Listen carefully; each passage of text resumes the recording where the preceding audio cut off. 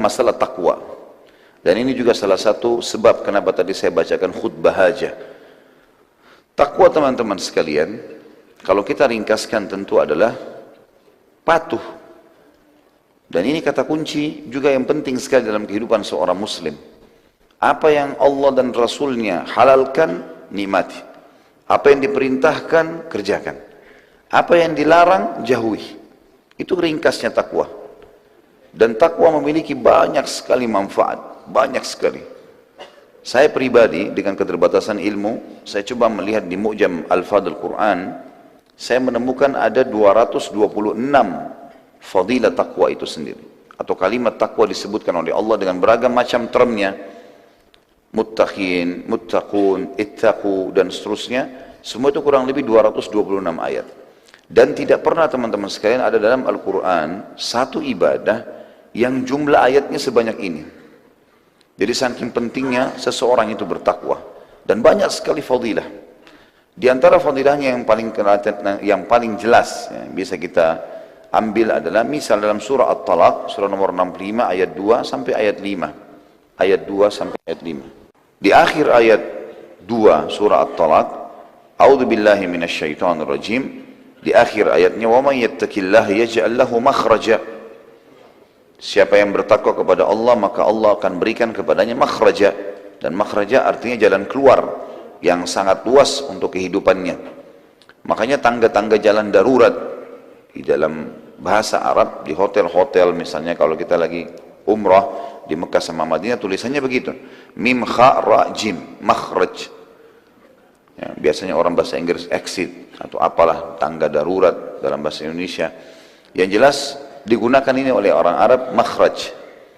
Dan juga orang Arab membahasakan makhraj ini kalau ada orang yang sempit sekali jalan, tubuhnya nggak bisa bergerak, kemudian dia bisa berlari mendapatkan sebuah lapangan yang luas. Transisi dari tempat yang sempit ke tempat yang luas namanya makhraj. Dan Allah menggunakan dengan kemahamurahannya dan kesuciannya kalimat ini. Wa may yattaqillaha yaj'al lahu makhraja.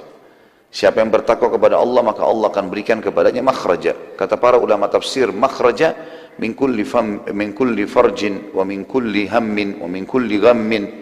Jalan keluar dari setiap kesedihan, permasalahan, ya, kesulitan, apa saja, dunia dan juga akhirat. Lalu ayat 3-nya surah Talaq, Allah mengatakan wa yarzuqhu min haitsu la yahtasib, dan Allah akan berikan kepadanya rezeki dari tempat-tempat yang ia tidak sangka.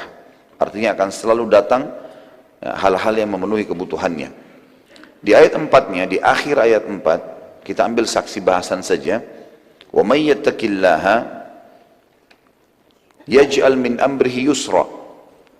Siapa yang bertakwa kepada Allah, Allah akan mudahkan urusan-urusannya. Sebagian ulama tafsir mengatakan ayat 4 ini dalam surah At-Talaq sangat berhubungan dengan ayat 2-nya.